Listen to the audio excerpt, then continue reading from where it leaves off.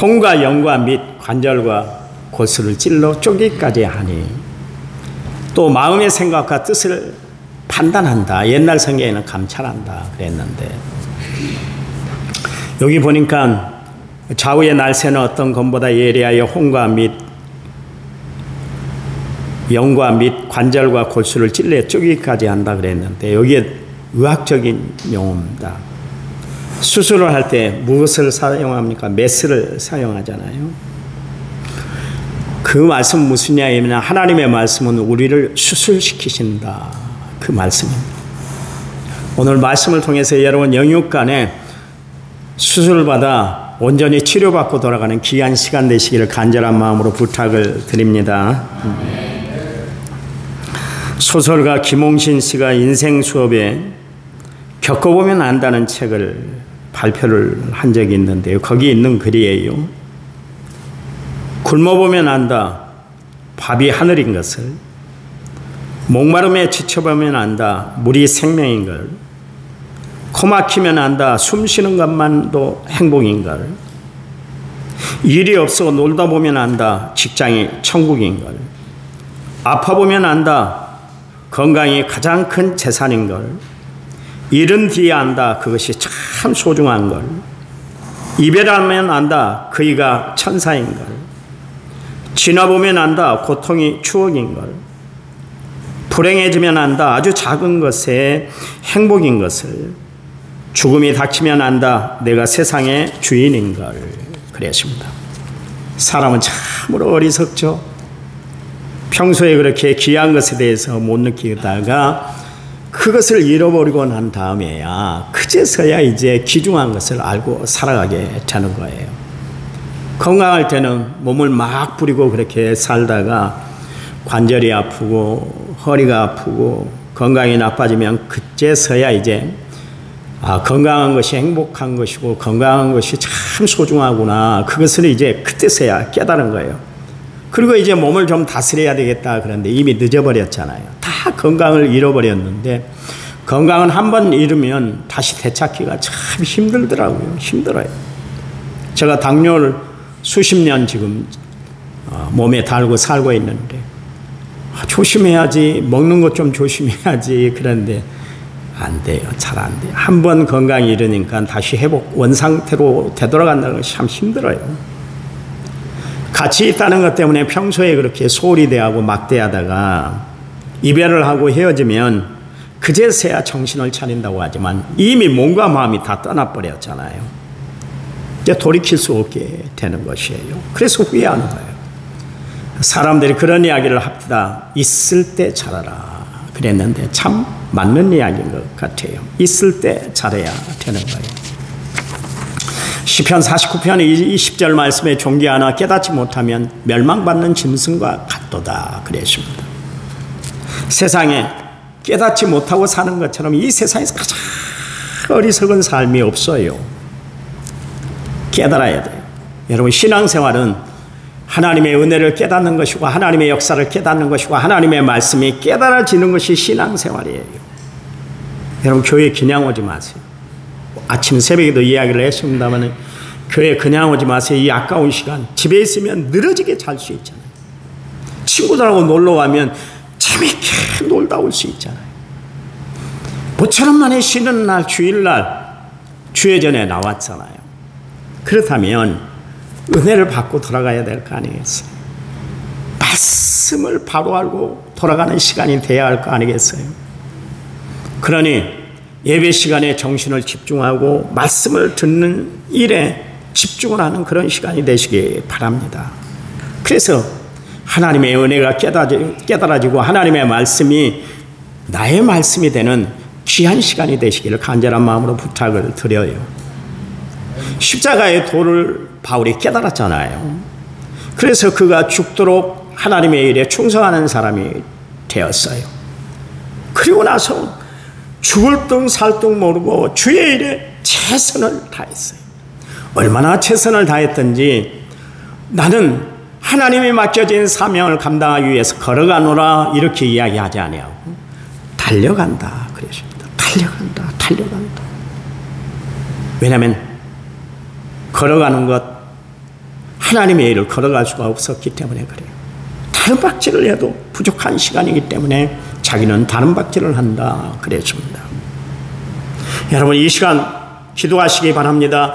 하나님 말씀이 깨달아지게 해달라고, 하나님의 은혜가 체험되게 해달라고, 하나님의 사랑을 느끼고 사랑하게 해달라고 하나님 앞에 간절히 기도하는 성도들이 되시기를 간절한 마음으로 부탁을 드립니다.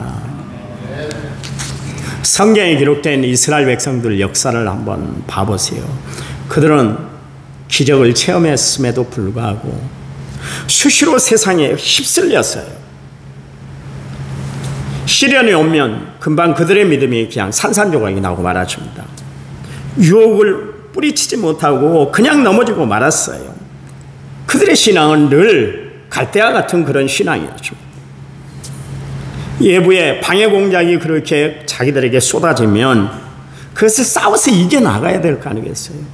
하나님이 힘주시고 기적을 베풀어 주시고 능력을 베풀어 주시고 말씀을 주신 것은 말씀으로 이겨내라는 것이고, 기적으로 하나님의 역사를 또 한 번 체험하라고 하나님이 주신 놀라운 역사의 손길이었는데 불구하고 그들은 강하고 뜨거운 믿음을 가지지 못했기 때문에 늘상 쓰러지고 넘어지고 그렇게 살았던 족속들이었어요. 사실 이스라엘 백성들이 하나님의 은혜로 고토 예루살렘으로 다시 돌아왔지만 현실은 만만치 않았습니다. 주변 나라가 이스라엘 백성들이 다시 성전을 재건하는 것을 그렇게 탐탁지 여기지는 않았어요. 간섭을 하고 못 살게 굴고 가진 방해 공작을 다 놨습니다. 왜냐하면 주변 나라가 이스라엘 백성들이 이 성전을 중심으로 해서 다시 구심점을 찾아서 강대국이 되면 이 주변에 있는 나라들이 이 이스라엘 때문에 여러 가지로 복잡한 일이 벌어지고 또 세계 정세가 바뀌는 것을 그들은 원치를 않았기 때문에, 그래서 수시로 그렇게 이스라엘 백성들에게 방해 공작을 놨어요. 여러분, 지금도 그렇잖아요. 이스라엘 나라가 저렇게 강성하고 세계적인 깡패 노릇을 해도 주변 나라가 꼼짝을 못하지만 그 주변 나라에서 얼마나 지금 힘들게 만들고 어렵게 만들어요. 그렇잖아요. 왜 그랬는가요? 자기들은 하나님 믿는 신앙이 싫다는 거예요. 주변에 있는 나라들이 다 아랍권인데 거기는 회교를 믿어요. 마호메트교를 믿는다, 그런 이야기예요. 그러니까 이스라엘 백성들이 유일신 하나님을 섬기는 것을 싫어하는 거예요. 그들이 바로 서는 것을 그 주변의 나라들이 원치를 안 했어요. 그래서 계속 방해 공작을 놨어요. 그래서 하나님의 성전이 재건되는 것을 그들은 원치를 안 했던 것을 알 수가 있습니다.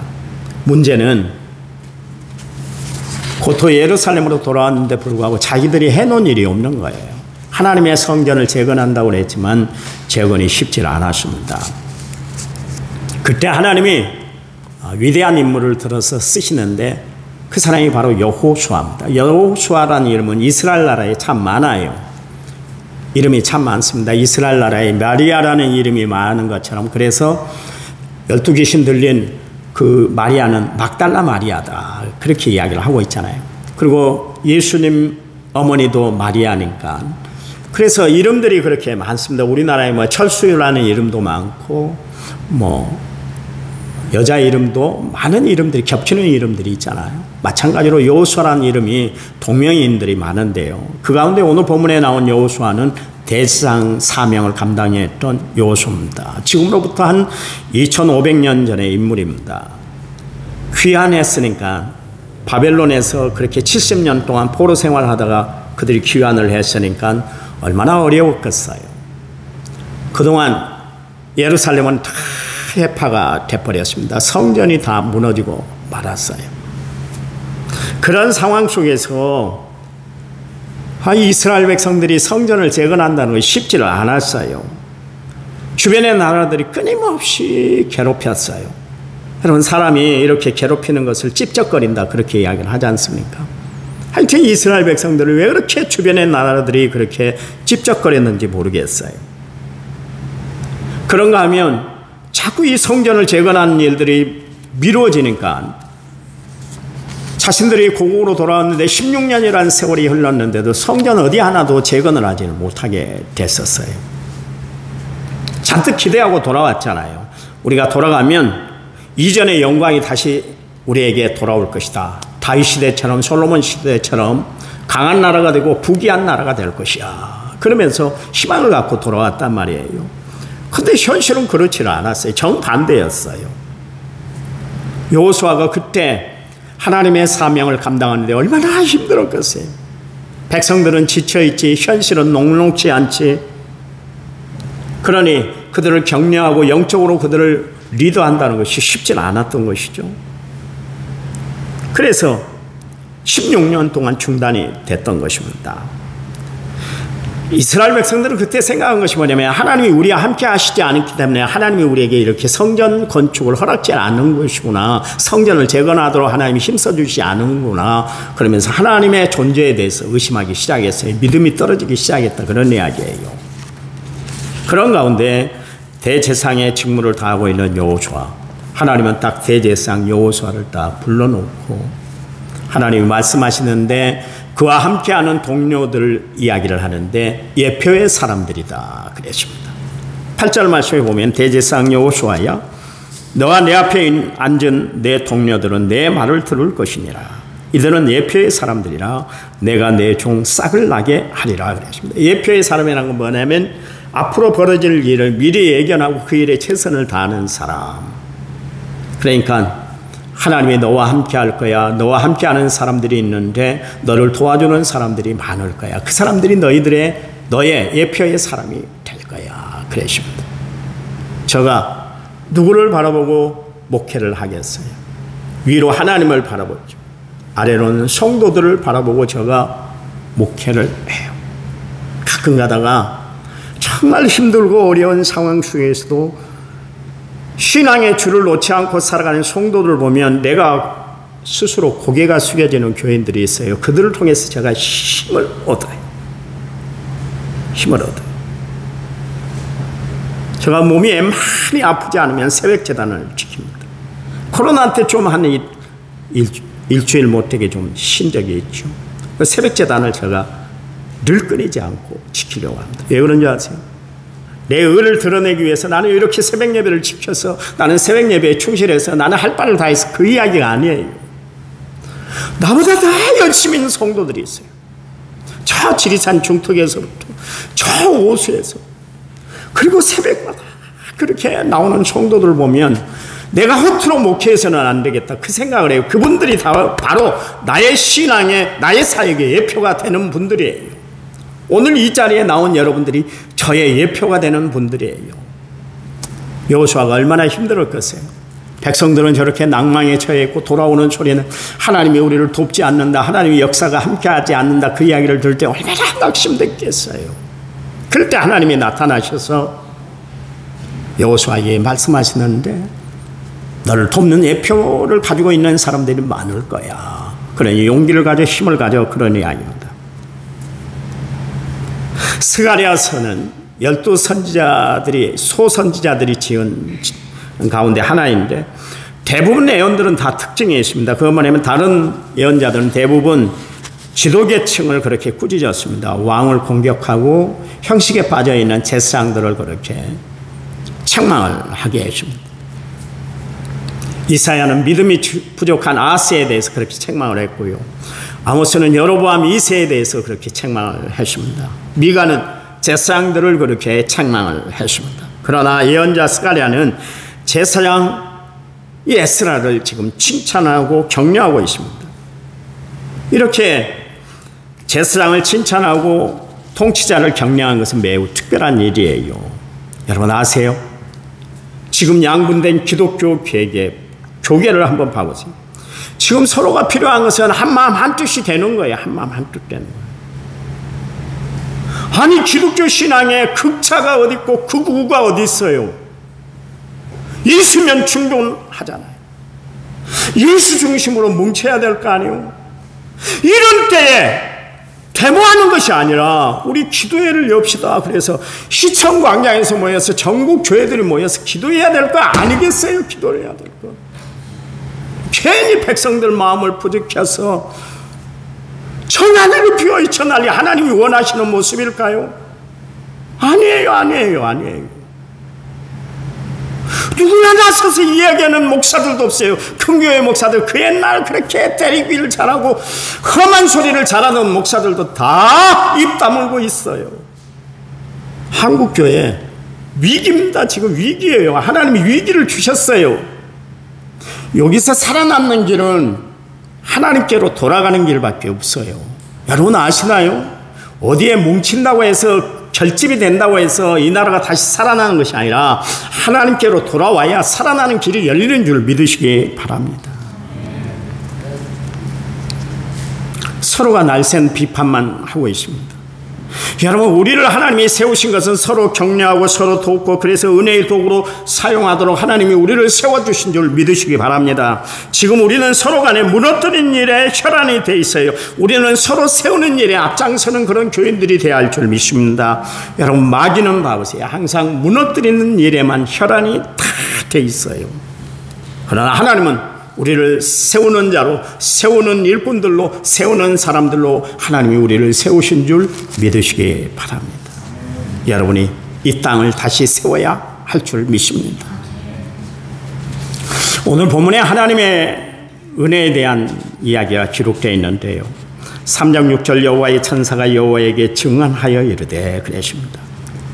스가랴가 전한 말씀은 분명히 하나님이 전해주시는 말씀이다, 그 이야기예요. 그러니까 스가랴 개인의 신상 발언이 절대로 아니다, 개인적으로 사사로이 이야기하는 것이 아니다, 그런 이야기예요. 거기 보니까 7절에 만군의 여호와의 말씀에 그랬습니다. 만군의 여호와라는 것은 히브리어로 야헤 헤바옷이라는 그 단어를 썼는데, 하나님 여호와는 그의 크신 능력으로 전쟁을 주관하셔서 그의 뜻대로 다 이루어 주신다.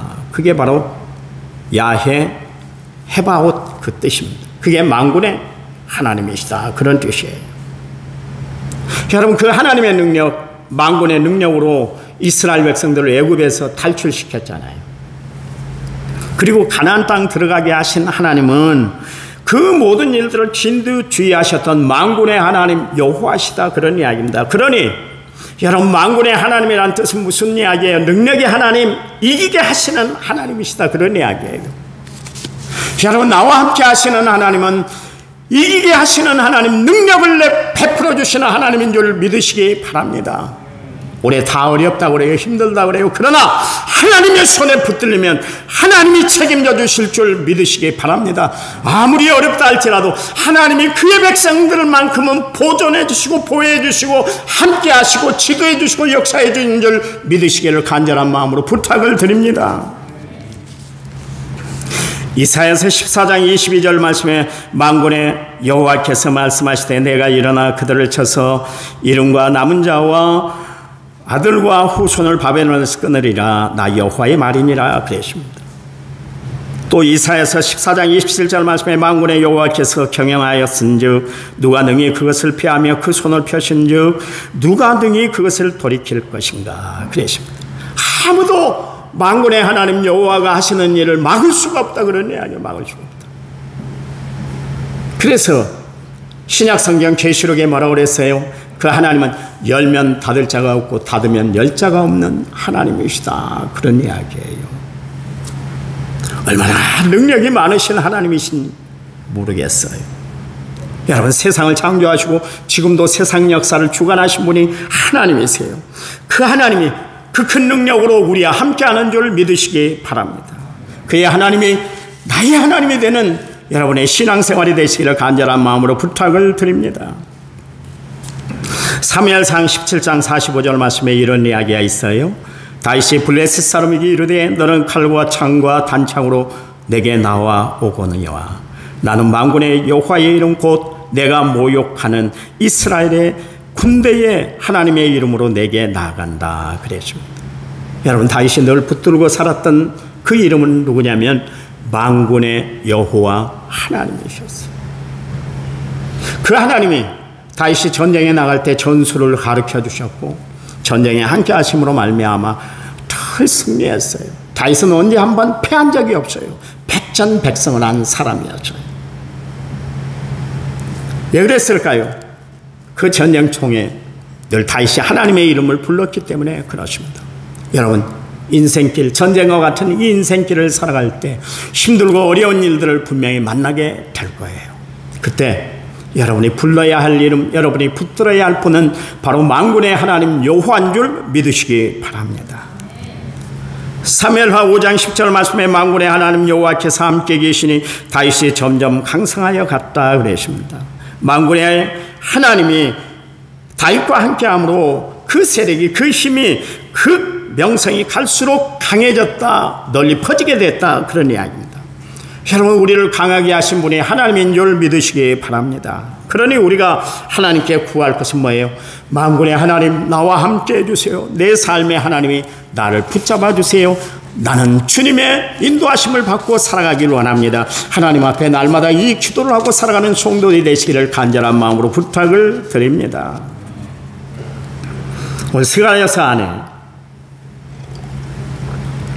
만군의 하나님 여호와라는 단어가 46번이나 등장하고 있습니다. 제가 성경 사전을 한번 찾아봤더니 스가랴서에 가장 많이 기록되어 있어요. 46번이란 가장 많은 숫자였습니다. 온통 성경이 만군의 하나님으로 그렇게 도배되고 있는 것을 알 수가 있어요. 1장 3절 말씀에 그러므로 너는 그들에게 말하기를 만군의 여호와께서 이처럼 이르시되 너희는 내게로 돌아오라. 만군의 여호와의 말이니라. 그리하면 내가 너희에게로 돌아가리라. 만군의 여호와의 말이니라 그랬습니다. 그러니까 지금 하나님이 스가랴 선지자를 통해서 이스라엘 백성들에게 전해주고 싶었던 말씀이 두 가지인데요. 사실 두 가지가 아니라 하나였습니다. 그건 뭐냐면 말씀대로 살아가라. 그러니까 너희들은 내게로 돌아오면 돼, 그런 이야기입니다. 내게로 돌아오면 돼. 내게로 돌아오면 되는 거예요. 구약시대 때 선지자들은 자기 백성들이 돌아가야 할 것을 지시해 줬어요. 당자는 돌아갈 곳이 있었는데 그것이 어디예요? 아버지 집이었습니다. 돌아올 때 아들의 신분과 그리고 그가 누릴 모든 것들이 다 회복이 됐어요. 자기가 아버지의 재산을 가지고 이방 나라 가면 금방 떼돈을 벌 줄 알았거든요. 출세할 줄 알았거든요. 잘 살 줄 알았거든요. 형통할 줄 알았거든요. 내 아버지의 곁을 떠난 순간 그에게는 비극이 찾아왔잖아요. 결국 거지가 되지 않습니까? 그래서 돼지도 먹지 않는 지엄 열매를 그 돼지 우리간에 들어가서 그것을 주워 먹은 사람이에요. 여러분, 돼지 우리간에 가서 밥을 먹는 사람이 어디 있어요? 안 먹어요. 냄새나고 지저분하고 더러우니까 안 먹어요. 요즘은 현대식으로 다 이제 축사도 다 그렇게 지읍디다마는 옛날에 봐보세요. 얼마나 더러웠어요. 냄새가 나고. 근데 먹을 것이 없으니까 죽기는 싫고, 그러니까 돼지도 안 먹는 쥐엄 열매, 쓰디쓴 열매를 먹은 거예요. 근데 그때서야 비로소 자기가 잘못 살아왔다는 것을 알고 아버지께로 돌아가니까 모든 것이 다 회복됐잖아요. 하나님은 수시로 우리에게 주께로 돌아오기를 원하시는 것을 아시기 바랍니다. 스가랴 선지자에게 하나님이 이런 말씀을 주셨는데 7절 하나님의 도를 전하고 하나님의 신 규례를 지켜라 그러십니다.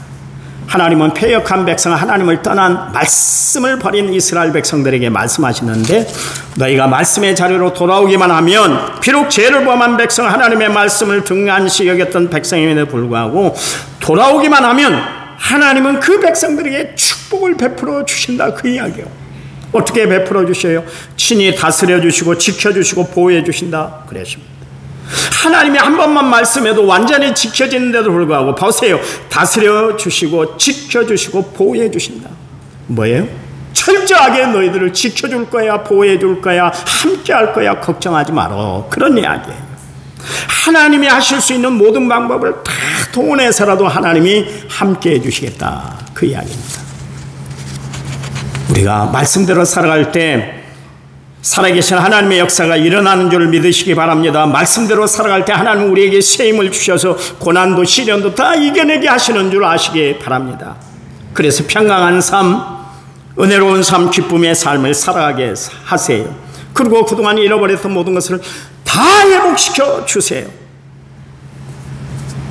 당자가 회개하고 돌아왔을 때, 아버지 집으로 돌아왔을 때 아버지가 그를 다 반겨주고 잃어버렸던 것 다 회복시켜 주시고 아들의 위치를 회복시켜 주었듯이 하나님은 이스라엘 백성들에게 그렇게 회복시켜 주시겠다 말씀하고 계십니다. 아시나요? 내가 하나님의 말씀을 지켜낼 때 하나님은 또한 우리를 지켜주시는 줄 아시기 바랍니다. 여러분, 이 땅의 최고의 축복이 뭡니까? 하나님의 다스림을 받고 살아가는 거예요. 우리가 하나님의 관심과 다스림을 받고 살아간다는 것은 은혜 위에 은혜를 우리가 누리고 살아가는 거예요. 양이 목장 안에서 목자의 보호, 다스림을 받고 살아갈 때 가장 안전한 거예요. 그렇잖아요. 그래서 다윗은 늘 하나님의 다스림을 받기 위해서 시편 23편에서 여호와는 나의 목자가 되세요 그랬어요. 하나님 나를 다스려 주세요. 그 이야기예요. 여러분, 누구의 다스림을 받고 사시겠어요? 하나님의 다스림을 받고 살아가는 축복된 성도들이 되시기 바랍니다. 바울은 하나님의 다스림이 가장 큰 축복인 것을 알았기 때문에 고린도후서 5장 17절 말씀에 누구든지 그리스도 안에 있으면 새로운 피조물이라 이전 것은 지나갔으니 보라 새 것이 되었다 그랬잖아요. 그리스도 안에 그리스도의 다스림을 받고 살 때 진정한 행복이 있고 축복이 있고 의뢰가 있고 감사가 넘치는 삶을 살게 된다, 그런 이야기예요. 여러분, 엘리 제사장 그 가정을 보세요. 가장 비극적인 가정이 되고 말았잖아요. 하나님이 엘리 가정을 버리셨어요. 그의 두 아들 홈리와 비느하스가 각종 못된 짓을 다 저질렀어요. 사람들이 재물을 갖고 오면 그걸 쿡 찔러가지고 좋은 것은 다 빼돌려갖고 팔아먹었어요. 그런 게 하나님의 앞에 나와 성전 제사를 드리는데 제사를 엉망진창으로 하고 그 해막에서 일하는 여인들과 동침을 하고 별 난리가 다 났습니다. 엘리 제사장이 주인은 시켰어요. 아들아, 사람들이 좋게 안 보니까 그 짓 하지 마 그랬어요. 그런데도 듣지를 않았어요. 결국 하나님이 어떻게 하십니까? 그들을 죽이기로 작정하셨다, 뜻하셨다, 그런 이야기입니다. 내버려 두셨다, 더 이상 관리 안 하겠다, 다스리지 않겠다, 그런 이야기예요. 결국 어떻게 됐습니까? 홈리와 비느하스 두 아들이 전쟁에 나갔습니다. 덮개를 가지고 또 나갔습니다. 그런데 패전을 하고 두 아들도 다 죽어버렸잖아요. 그 엘리 제사장이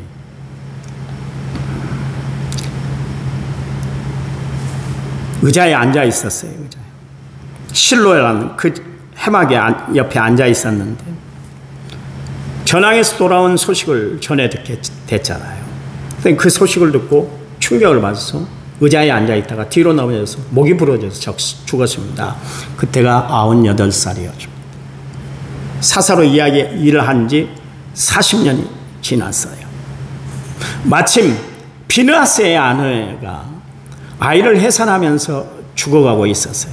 아이를 낳으면서 죽어가고 있었어요. 그리고 마지막 그녀가 남겼던 말이 뭐냐면 하나님의 영광이 떠났다. 이가봇 그랬어요. 이가봇 그러면서 죽었어요.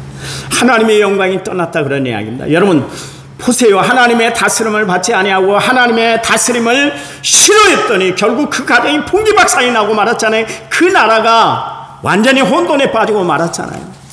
그러니 이 세상 살아가면서 우리가 가장 중요하게 얘기할 것이 뭐냐면 하나님의 다스림을 받고 살아가는 거예요.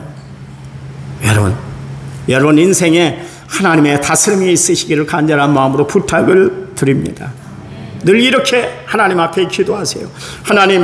하나님이 내 삶을 다스려 주세요. 하나님이 내 가정을 다스려 주세요. 하나님이 우리 남은 성결교회를 다스려 주시길 원합니다. 하나님이 이 나라 이 민족을 다스려 주시길 원합니다. 하나님 앞에 간절히 기도하는 성도들이 되시기를 간절한 마음으로 부탁을 드립니다. 하나님이 여기 내 가정을 다스려 주실 뿐만 아니라 또 내 뜰을 지켜주신다. 한참 묵상을 해봤어요.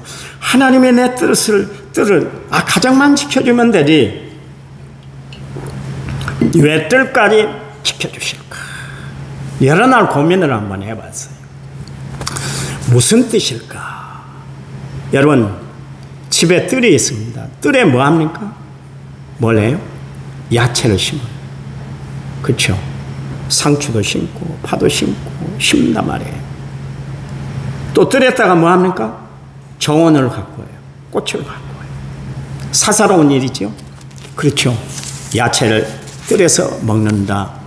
또 꽃을 보고 산다. 사사로운 일인데도 불구하고 하나님은 지켜주시는데 사사로운 일까지도 지켜주신다. 그걸 깨달았어요. 그걸.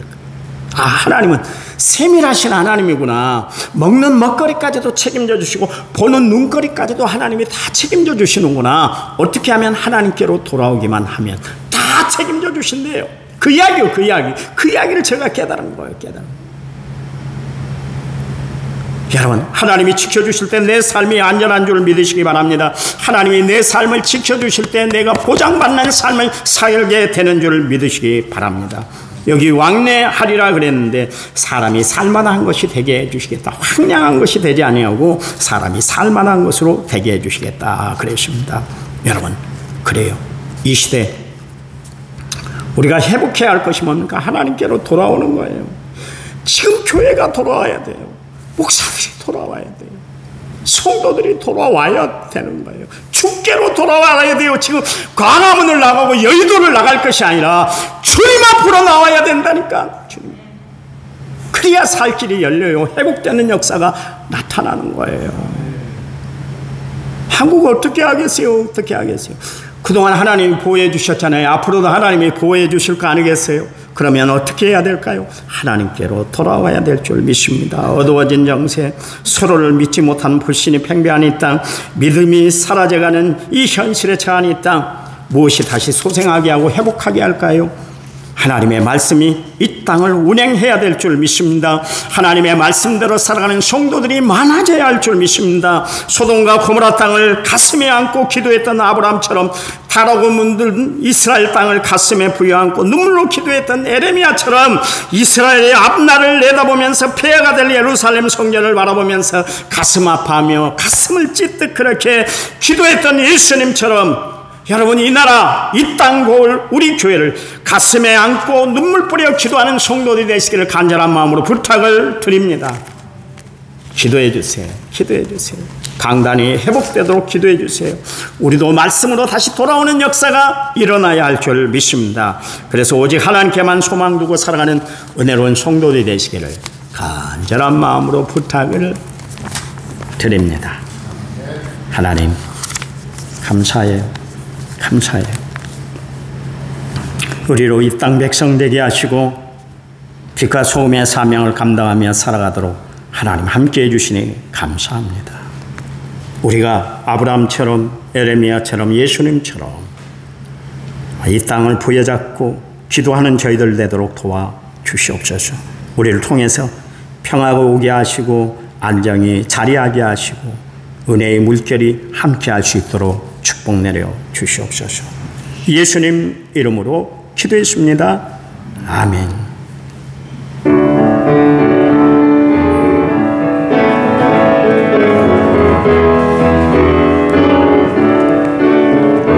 나의 힘이 되신 여호와, 내가 주님을 사랑합니다. 주는 나의 반석이시며 나의 요새시라.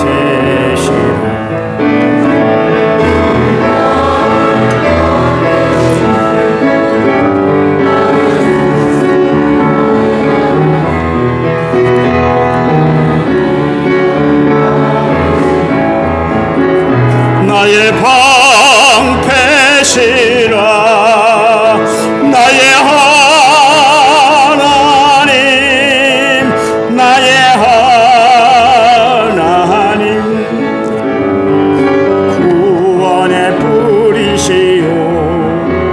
나의 산송이라.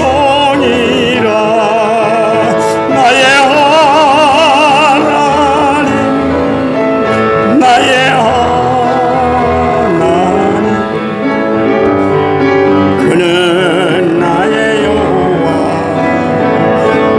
나의 구세, 나의 생명이신 여호와. 내가 주님을 찬양합니다.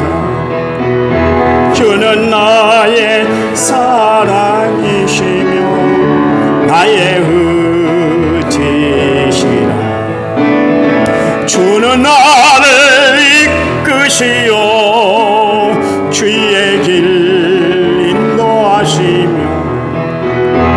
나의 생의 목자 되시니 내가 따르리라. 나의 하나님, 나의 하나님, 생명의 면류관으로 내게 씌우소서.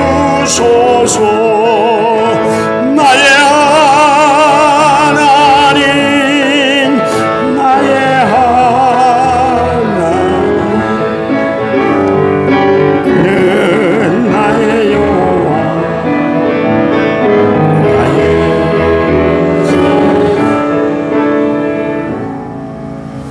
그 방송실 그 안 꺼도 돼요. 밑에서 끄면 다 꺼지니까 끄지 말고 내려오시면 됩니다. 기도합니다.